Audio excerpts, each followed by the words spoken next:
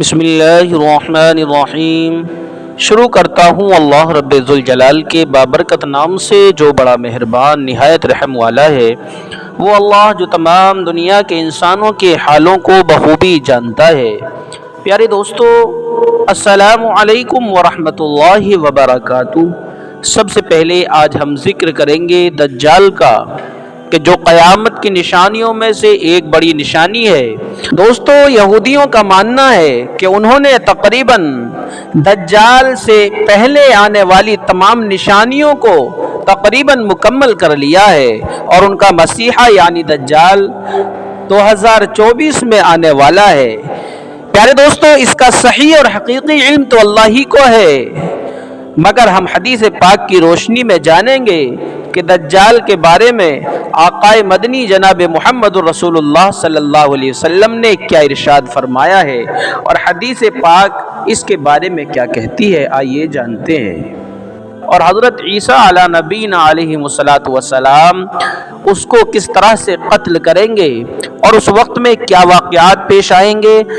تو آئیے شروع کرتے ہیں یہ خوبصورت واقعہ، مگر اس سے پہلے آپ دوستوں سے گزارش ہے کہ اگر ابھی تک آپ نے ہمارا یوٹیوب چینل پیارا اسلام کہانیاں 10 پوائنٹ کو سبسکرائب نہیں کیا ہے تو اسے ضرور سبسکرائب کر لیں، اور بیل کے بٹن کو دبا کر آل پر سلیکٹ کریں، تاکہ ہمارا آنے والا ہر ایک واقعہ سب سے پہلے میرے پیارے دوستوں تک پہنچ جائے اور ہم سب کے ایمان کو تازگی بخشے۔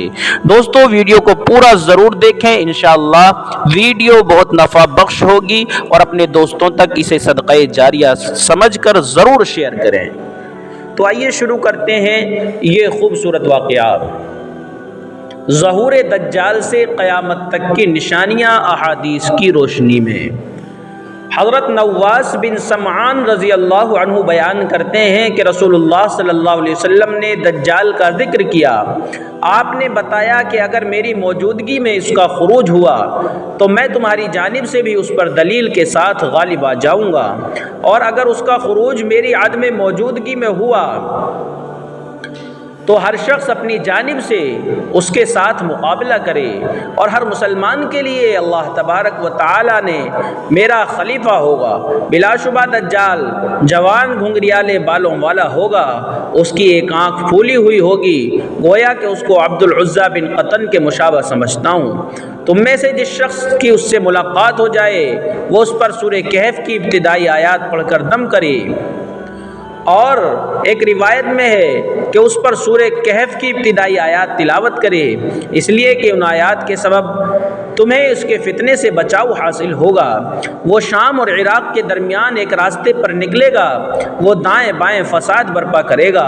اے اللہ کے بندو، تم کو اس وقت ثابت قدم رہنا ہوگا۔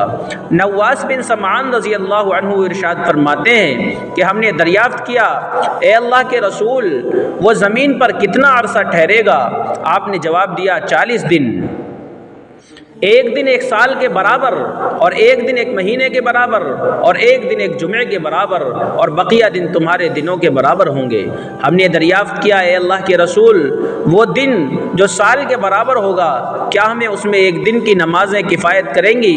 آپ صلی اللہ علیہ وسلم نے نفی میں جواب دیتے ہوئے فرمایا، تم نے نماز کے اوقات کا اندازہ لگانا ہوگا۔ ہم نے دریافت کیا، اے اللہ کے رسول، وہ زمین پر کس قدر تیزی کے ساتھ گھومے گا؟ آپ نے فرمایا، اس بارش کے مانند جس کو پیچھے سے تیز ہوا دھکیل رہی ہو۔ وہ لوگوں کے پاس جائے گا، انہیں اپنی جانب دعوت دے گا، لوگ اس کی دعوت پر لبیک کہیں گے۔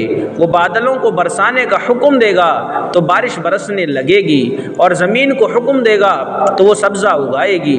لوگوں کے چار پائے شام کو ان کے پاس آئیں گے تو ان کی کہان پہلے سے کہیں زیادہ بڑی ہوگی، اور ان کے پستان دودھ سے بہت زیادہ بھرے ہوئے ہوں گے، اور ان کے پہلو باہر نکلے ہوئے ہوں گے۔ اس کے بعد دجال کچھ لوگوں کے پاس جائے گا، انہیں دعوت دے گا، وہ اس کی بات ماننے سے انکار کریں گے۔ جب وہ وہاں سے جائے گا تو وہ خشک سالی کا شکار ہو جائیں گے، یہاں تک کہ ان کے ہاتھ مال و دولت سے خالی ہو جائیں گے، اور اس کے بعد دجال بے آباد زمین کے پاس سے گزرے گا اور اسے حکم دے گا کہ وہ اپنے خزانوں کو اگل دے۔ چنانچہ زمین میں چھپے ہوئے خزانے اس کے پیچھے چلنے لگیں گے جیسا کہ شہد کی مکھیاں اپنے امیر کے پیچھے رواں دواں رہتی ہیں۔ اس کے بعد وہ دجال ایک شخص کو بلائے گا جو بھرپور جوانی والا ہوگا، تلوار مار کر اس کے 2 ٹکڑے کر دے گا۔ دونوں ٹکڑوں کے درمیان فاصلہ تیر مارنے کی جگہ سے نشانے تک کے برابر ہوگا۔ دجال پھر اسے ملائے گا تو وہ اس کی جانب مسکراتا ہوا ٹہلتا ہوا آئے گا۔ وہ دجال اسی حالت میں ہوگا کہ اللہ تعالیٰ مسیح بن مریم علیہ السلام کو مبعوث فرمائیں گے۔ وہ دمشق شہر کی مشرقی جانب سفید مینارے کے قریب اتریں گے۔ انہوں نے گیروے رنگ کی 2 چادریں زیب و تن کی ہوں گی اور دونوں ہاتھ 2 فرشتوں کے پروں پر رکھے ہوئے ہوں گے۔ سر نیچے کرتے وقت ان کے سر سے پانی کے قطرات گریں گے اور سر بلند کرتے وقت موتیوں کی مانند قطرات لڑکتے ہوئے دکھائی دیں گے۔ یہ ناممکن ہوگا کہ کوئی کافر عیسیٰ علیہ السلام کی سانس کی ہوا کو محسوس کرے اور وہ مر نہ جائے۔ ان کے سانس کی ہوا ان کی حد نظر تک جائے گی۔ چنانچہ عیسیٰ علیہ السلام دجال کو تلاش کریں گے یہاں تک کہ اسے مقام لد پر شہر کے دروازے پر پائیں گے تو اسے قتل کر دیں گے۔ اس کے بعد وہ ان لوگوں کے پاس جائیں گے جن کو اللہ نے دجال سے تحفظ دیا تھا، وہ ان کے چہروں پر ہاتھ پھیریں گے اور انہیں جنت میں ان کے درجات کے بارے میں بتائیں گے۔ حضرت عیسیٰ علیہ السلام ابھی ایسی حالت میں ہوں گے کہ اچانک اللہ تعالیٰ عیسیٰ علیہ السلام کی جانب وحی کریں گے کہ میں نے ایسے پہاڑ سے بندوں کو باہر نکالا ہے کہ کوئی شخص بھی ان کے ساتھ نبرد آزما نہیں ہو سکتا، اس لیے آپ میرے بندوں کو طور پہاڑ پہ محفوظ کر لیں۔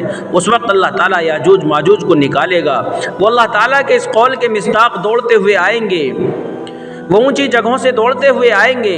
ان کا پہلا دستہ بحیرہ طبریہ کے پاس سے گزرے گا، وہ اس میں موجود تمام پانی کو پی کر ختم کر دیں گے، اور جب ان کا آخری دستہ گزرے گا تو وہ اس کا خیال ظاہر کریں گے کہ کبھی یہاں پانی ہوا کرتا تھا۔ اس کے بعد وہ چلیں گے یہاں تک کہ وہ جبل خمر تک پہنچ جائیں گے جو بیت المقدس کا ایک پہاڑ ہے، اور وہ بلند آواز سے کہیں گے کہ ہم نے زمین پر آباد سب مخلوق کو ختم کر دیا، چلو اب آسمان میں موجود مخلوق کو بھی موت سے ہمکنار کر دیں۔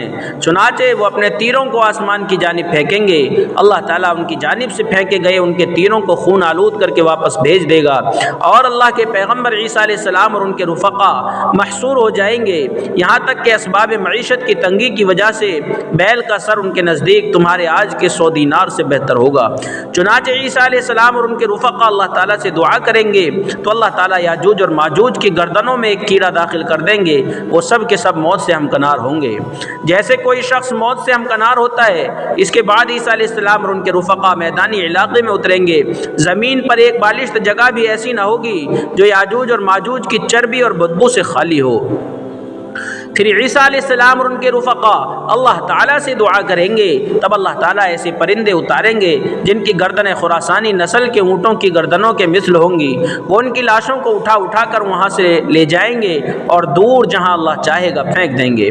اور ایک روایت میں ہے کہ پرندے ان کی لاشوں کو نہبل مقام پر پھینک دیں گے، اور مسلمان ان کی کمان، ان کے تیروں اور ان کے ترکشوں کو 7 سال تک بطور ایندھن کے جلاتے رہیں گے۔ اس کے بعد اللہ تعالیٰ موسلا دھار بارش برسائے گا جو تمام گھروں پر برسے گی، خواہ وہ اینٹوں کے بنے ہوئے ہوں یا ادنا خیمے ہوں۔ اس بارش سے زمین دھل کر آئینے کی مانند صاف اور شفاف ہو جائے گی۔ اس کے بعد زمین کو حکم دیا جائے گا کہ وہ اپنے پھل اگائے، اپنی برکات نچھاور کرے، اور ان دنوں ایک جماعت کے لیے ایک انار کافی رہے گا اور اس کے چھلکے کے سائے میں آرام کر سکے گی۔ اور دودھ میں برکت ہوگی، یہاں تک کہ ایک اونٹنی کا دودھ ایک جماعت کو کفایت کرے گا، اور گائے کا دودھ ایک قبیلے کے لیے کافی رہے گا، اور ایک بکری کا دودھ مختصر خاندان کے لیے کافی رہے گا۔ وہ اس حالت میں ہوں گے کہ اللہ تعالیٰ عمدہ قسم کی ہوا بھیجے گا، وہ ان کی بغلوں میں داخل ہو جائے گی اور تمام مومنوں اور مسلمانوں کو موت کے حوالے کر دے گی۔ پھر بدترین لوگ باقی رہ جائیں گے جو زمین پر گدھوں کی مانند نفسیاتی خواہشات کی تکمیل کریں گے، چنانچہ ان پر قیامت قائم ہو جائے گی۔ صحیح مسلم البتہ روایت کے الفاظ کہ پرندے ان کی لاشوں کو نہبل مقام پر پھینک دیں گے، اس سے 7 سال تک ایندھن جلاتے رہیں گے، اس کو امام مسلم نے ذکر نہیں کیا، ان دونوں روایتوں کو ترمذی نے ذکر کیا ہے۔ پیارے دوستو، یہ واقعہ یہیں تک تھا۔ امید ہے ویڈیو آپ کو ضرور پسند آئی ہوگی۔ ویڈیو آپ کو پسند آئی ہو اسے لائک کریں، شیئر کریں اور ہمارے چینل کو ضرور سبسکرائب کریں، پیارا سا کومنٹ کریں۔ ملتے ہیں کسی ایک اگلی ویڈیو کے ساتھ، تب تک کے لیے السلام علیکم ورحمۃ اللہ وبرکاتہ۔